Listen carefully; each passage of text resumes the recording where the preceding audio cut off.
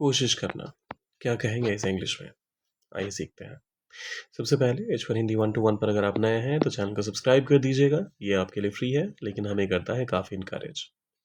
कोशिश करना, ट्राई का भी इस्तेमाल करते हैं, लेकिन जब आप ट्राई से कुछ ज़्यादा कहना चाहते हैं कि मतलब अगर आपको एक सर्टेन डिग्री में बात करनी हो और ट्राई वहाँ पर अगर कुछ 20% की बात हो रही हो, तो मेक एन एफर्ट में शायद आप 70% की बात कर रहे हो।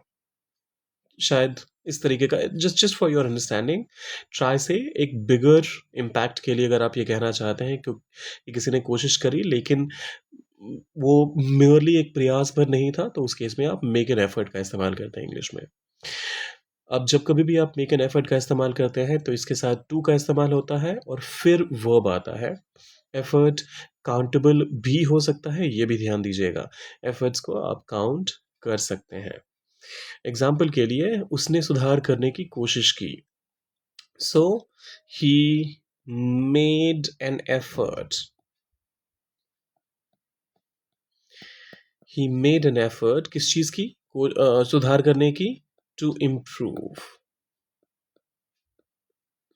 मैं इसी की बात कर रहा था।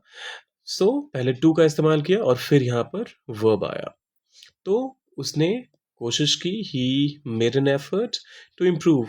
ही ट्राइड टू इम्प्रूव कहेंगे तो ग्रामेटिकली गलत नहीं होगा, लेकिन जैसा मैंने पहले कहा था, ये वो इतना इम्पैक्टफुल एफर्ट की बात नहीं हो रही है जब आप ट्राई का इस्तेमाल करते हैं। तो कुछ और एग्जाम्पल्स आपके लिए।